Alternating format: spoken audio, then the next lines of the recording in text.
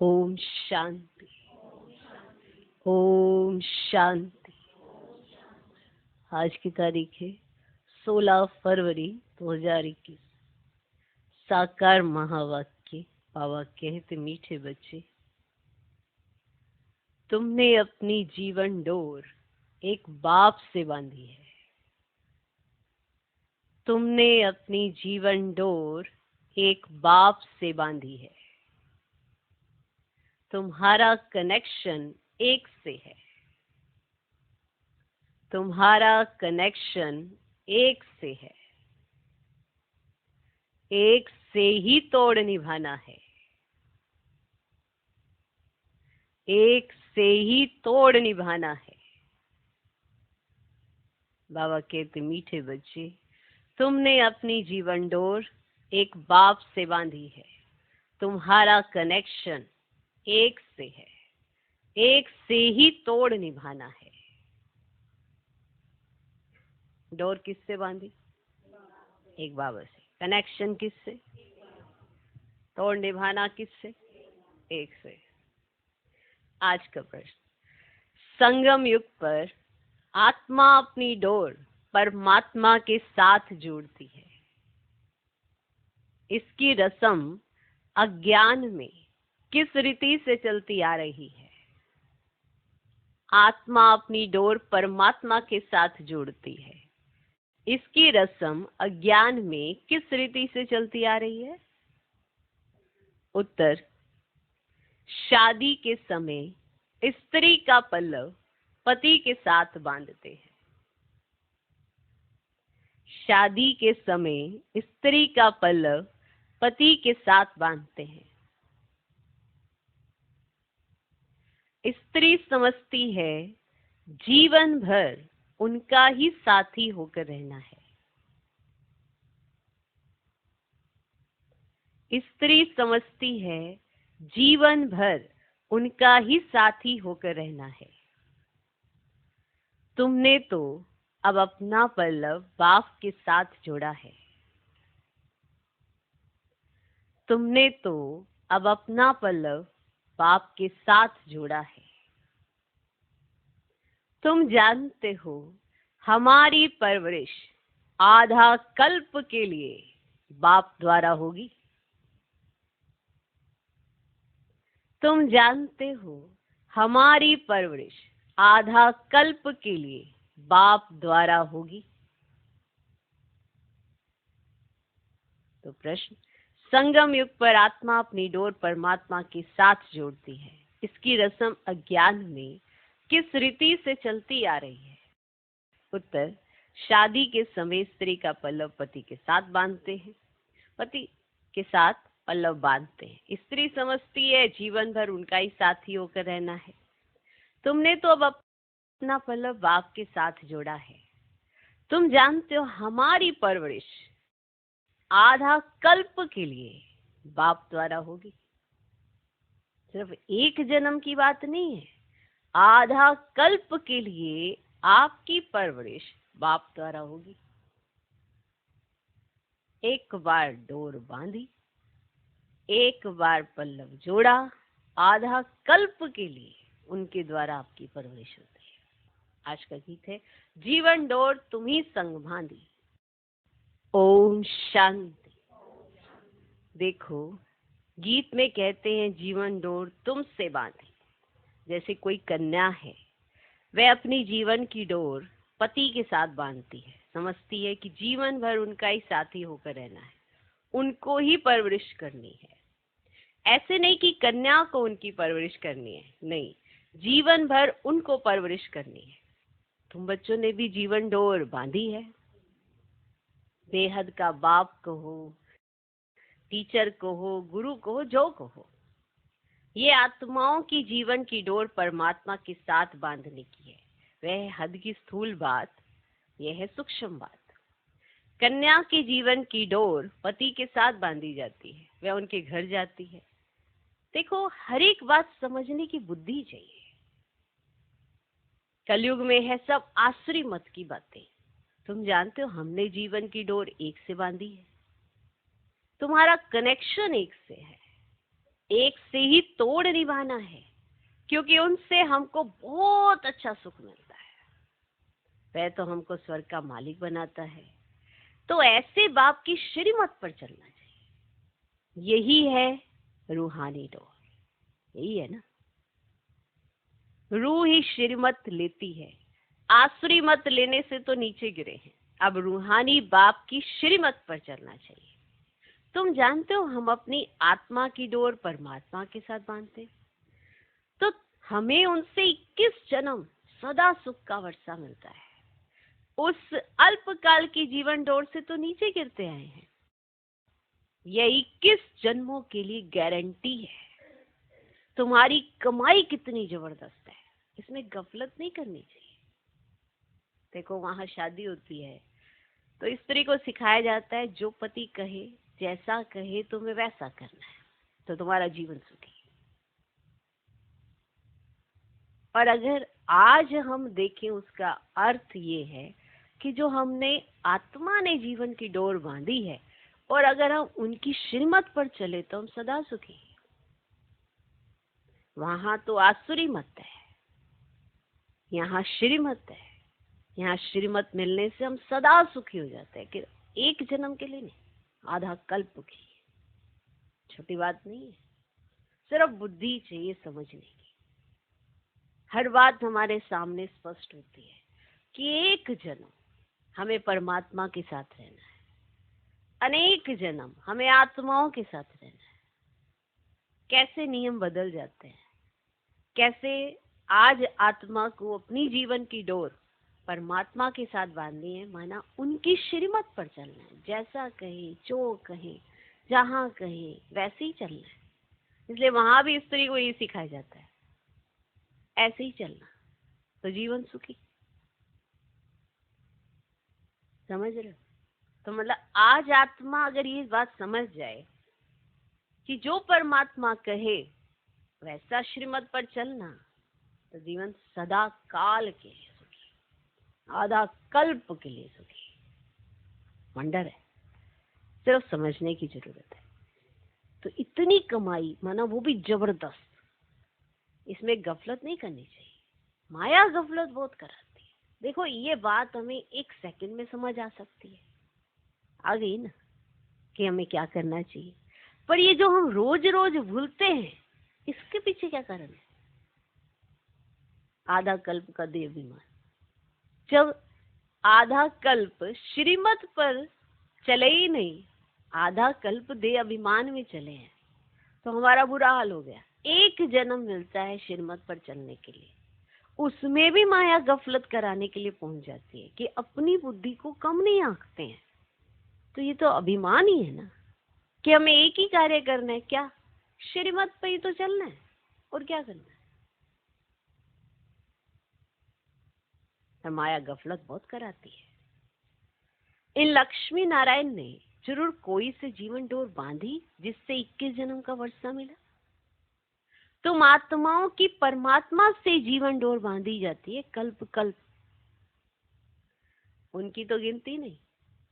बुद्धि में बैठता है, हम शिव बाबा के बने हैं, उनसे जीवन डोर बांधी है। हर एक बात बाप बैठ समझाते हैं, हर एक बात का अर्थ समझाते हैं। तुम जानते हो, कल्प पहले भी बांधी थी। अब शिव जयंती मनाते हैं, परंतु किसकी मनाते हैं पता नहीं।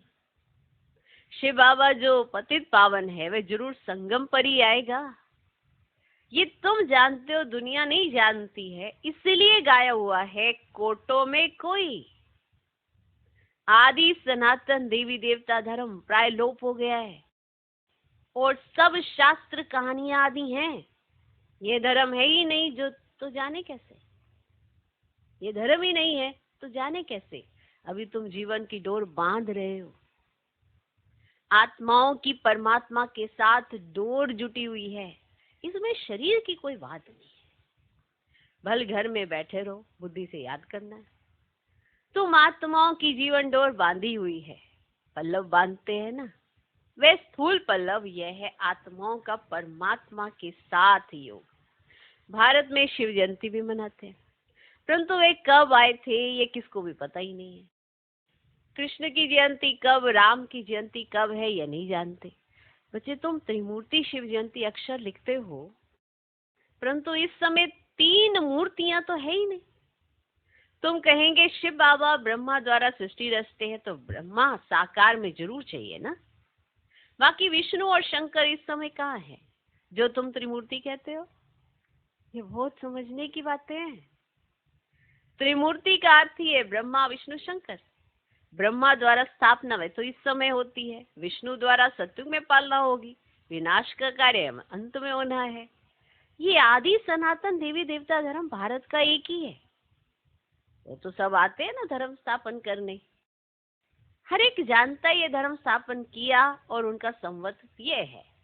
मैंने जितने भी धर्म स्थापन फलाने टाइम फलाना धर्म स्थापन किया, भारत का किसको पता है? गीता जयंती शिव जयंती कब हुई किसको पता ही नहीं है। कृष्ण और राधे की आयु में 2-3 वर्ष का फर्क होगा। कृष्ण और राधे की आयु में 2-3 वर्ष का फर्क होगा। सत्युग में जरूर पहले कृष्ण ने जन्म लिया होगा, फिर राधे ने, परंतु सत्युग कब था ये किसको पता ही नहीं। तुमको भी समझने में बहुत वर्ष लगे हैं, तो 2 दिन में कोई कहाँ तक समझेगा? कोई ये सोचे कि 2 दिन में कोई समझ जाएगा, जब तुम्हें इतने वर्ष लग रहे हैं समझने में, तो 2 दिन में कोई कहाँ तक समझेंगे। तो बाप तो बहुत सहज बताते हैं, वह है बेहद का बाप, जरूर उनसे सबको वर्षा मिलना चाहिए ना। और गॉड फादर के याद करते हैं। लक्ष्मी नारायण का मंदिर है, ये स्वर्ग में राज्य करते थे, परंतु उनको ये वर्षा किसने दिया? जरूर स्वर्ग के रचयिता ने दिया होगा, परंतु कब कैसे दिया ये वह कोई नहीं जानता। तुम बच्चे जानते हो जब सतयुग था तो और कोई धर्म नहीं था। सतयुग में हम पवित्र थे, कलयुग में हम पतित हैं। तो संगम पर ज्ञान दिया होगा, सतयुग में नहीं, वहां तो प्रारब्ध है। जरूर अगले जन्म में ज्ञान लिया होगा, तुम भी अब ले रहे हो। तुम जानते हो आदि सनातन देवी देवता धर्म की स्थापना बाप ही करेगा। कृष्ण तो सतयुग में था, उसको ये प्रारब्ध कहाँ से मिली? लक्ष्मी नारायण ही राधे कृष्ण थे, ये कोई नहीं जानते। बाप कहते जिन्होंने कल पहले समझा था वही समझेंगे। ये सैपलिंग लगता है, मोस्ट स्वीटेस्ट झाड़ का कलम लगता है। तुम जानते हो आज से 5000 वर्ष पहले भी बाप ने आकर मनुष्य से देवता बनाया था। अभी तुम ट्रांसफर हो रहे हो, पहले ब्राह्मण बनना है, बाजोली खेलते हैं तो चोटी जरूर आएगी, बरोबर हम अभी ब्राह्मण बने हैं, यज्ञ में तो जरूर ब्राह्मण चाहिए। ये शिव व रुद्र का यज्ञ है, रुद्र ज्ञान यज्ञ ही कहा जाता है। कृष्ण ने यज्ञ नहीं रचा, इस रुद्र ज्ञान यज्ञ से विनाश वाला प्रज्वलित होती है। ये शिव बाबा का यज्ञ पतितों को पावन बनाने के लिए है। रुद्र शिव बाबा निराकार है, वे यज्ञ कैसे रचे? जब तक मनुष्य तन में न आए, मनुष्य ही यज्ञ रचते हैं। सूक्ष्म व मूल वतन में तो ये बातें नहीं होती। बाप समझाते हैं ये संगम युग है। जब लक्ष्मी नारायण का राज्य था, सतयुग था। अब फिर तुम ये बन रहे हो, ये जीवन की डोर आत्माओं की परमात्मा के साथ है ना? ये डोर क्यों बांधी है? सदा सुख का वर्षा पाने के लिए। तुम जानते हो वेद के बाप द्वारा हम ये लक्ष्मी नारायण बनते हैं। बाप ने समझाया है तुम सो देवी देवता धर्म के थे, तुम्हारा राज्य था, पीछे तुम पुनर्जन्म लेते लेते क्षत्रिय धर्म में आए, सूर्यवंशी राजाई चली गई, फिर चंद्रवंशी आए। तुमको मालूम है हम ये चक्र कैसे लगाते हैं? इतने इतने जन्म लिए। भगवान उवाच, हे बच्चे तुम अपने जन्मों को नहीं जानते हो, मैं जानता हूं। अब इस समय इस तन में 2 मूर्ति हैं, ब्रह्मा की आत्मा और शिव परम आत्मा। इस समय 2 मूर्ति इकट्ठी हैं, ब्रह्मा और शिव। शंकर तो कभी पाठ में आता नहीं, बाकी विष्णु सतयुग में है। अभी तुम ब्राह्मण सो देवता बनेंगे। हमसो का अर्थ वास्तव में ये है। उन्होंने कह दिया आत्मा सो परमात्मा, परमात्मा सो आत्मा, कितना फर्क है। रावण के आने से रावण की मत शुरू हो गई। सतयुग में तो ये ज्ञान ही प्रायलोप हो जाएगा। ये सब होना ड्रामा में नूंद है ना, तब तो बाप आकर स्थापना करे। अब यह संगम, बाप कहते मैं कल्प कल्प कल्प के संगम के ऊपर आकर तुमको मनुष्य से देवता बनाता हूँ, ज्ञान यज्ञ रचता हूँ, बाकी जो है वे इस यज्ञ में स्वाह हो जाने हैं। ये विनाश ज्वाला इस यज्ञ से प्रज्वलित होनी है। पतित दुनिया का तो विनाश होना है, नहीं तो पावन दुनिया कैसे हो? तुम कहते भी हो ना हे पतित पावन ना हो, तो पतित दुनिया पावन दुनिया इकट्ठी रहेगी क्या? पतित दुनिया का विनाश होगा, इसमें तो खुश होना चाहिए। महाभारत की लड़ाई लगी थी जिससे स्वर्ग के गेट खुले, अब कहते ये वही महाभारत लड़ाई है, ये तो अच्छा है, पतित दुनिया खत्म हो जाएगी। पीस के लिए माथा मारने की दरकारी क्या है? तुमको जो अब तीसरा नेत्र मिला है वे कोई को नहीं है। तुम बच्चों को खुश होना चाहिए, हम बेहद के बाप से फिर से वर्षा ले रहे हैं। ले रहे हो बाबा? हमने अनेक बार आपसे वर्षा, रावण ने फिर श्राप दिया। ये बातें याद करना आपको सहज है ना? बाकी सब दंत कथाएं हैं। तुमको इतना साहूकार बनाया कि गरीब क्यों बने? ये सब ड्रामा में नूंद है। अब गाया भी तो जाता है ना, ज्ञान भक्ति वैराग्य। अब भक्ति से वैराग्य हो तब तो ज्ञान मिले। अब तुमको ज्ञान मिला तब भक्ति से वैराग्य हुआ। भक्ति से वैराग्य दिलाया नहीं जाता, हो जाता है। जब ज्ञान आता है तो भक्ति से वैराग्य हो जाता है। ऐसे पकड़ के वैराग्य दिलाया नहीं जाता। जब ज्ञान आता है तो वैराग्य हो जाता है। सारी पुरानी दुनिया से वैराग्य, ये तो कब्रिस्तान है। 84 जन्म का चक्र लगाया है, अभी घर चलना है।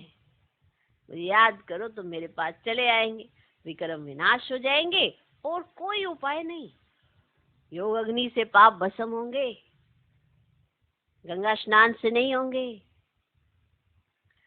बाबा कहते हैं माया ने तुमको ना फूल बना दिया। फूल, फूल समझते हो? मूर्ख, वो वाला फूल नहीं, फ्लावर नहीं, फ्लावर नहीं, फूल, फूल बना दिया। बाबा कहते माया ने तुमको फूल, क्या फूल ना मूर्ख बना दिए। अप्रैल फूल कहते हैं ना। अभी मैं तुमको लक्ष्मी नारायण जैसा बनाने आया हूँ। चित्र तो बहुत अच्छे हैं, आज हम क्या है कल हम क्या होंगे, परंतु माया कम नहीं। माया डोर बांधने नहीं देती, खींचातान होती है। हम बाबा को याद करते हैं, फिर पता नहीं क्या होता है, भूल जाते हैं। इसमें मेहनत है, इसीलिए भारत का प्राचीन योग मशहूर है। उन्हों को वर्षा किसने दिया ये कोई समझते ही नहीं है।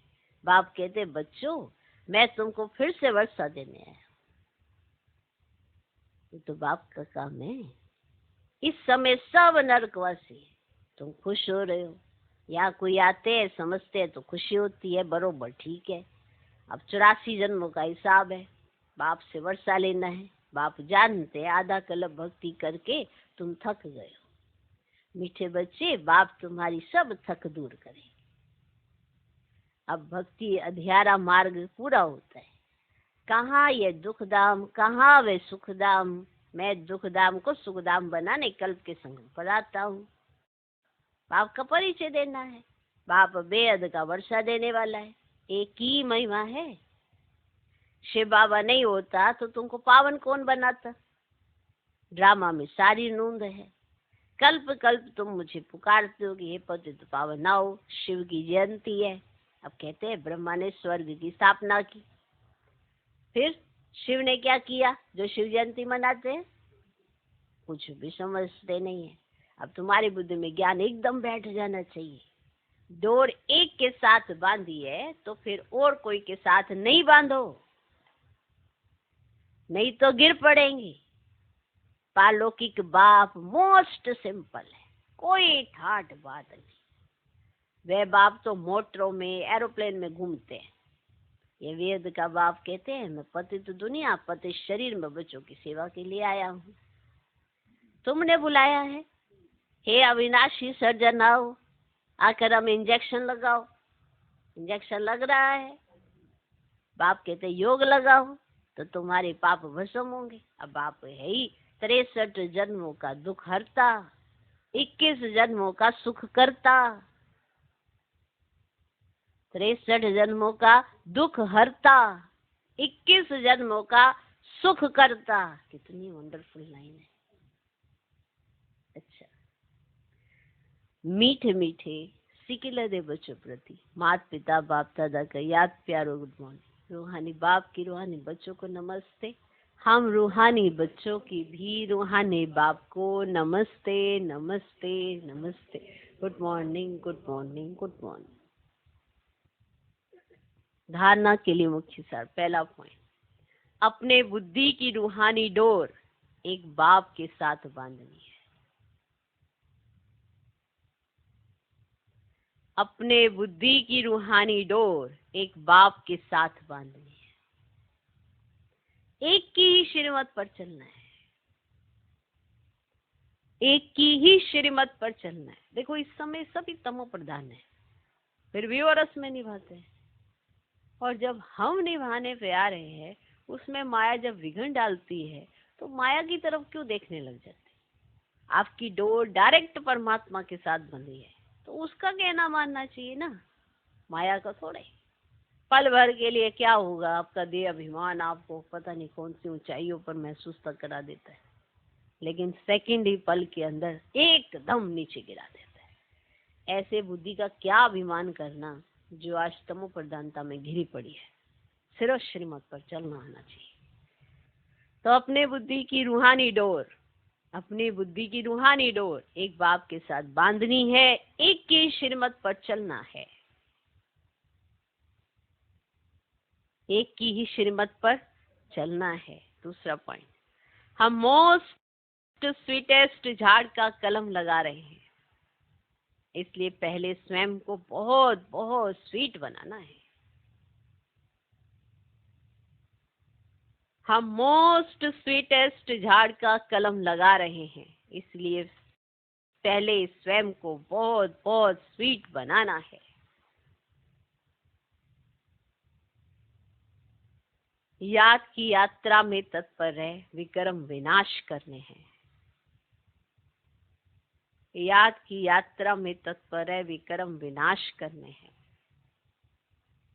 आज का वरदान, सर्व खजानों को विश्व कल्याण प्रति यूज करने वाले सिद्धि स्वरूप भव।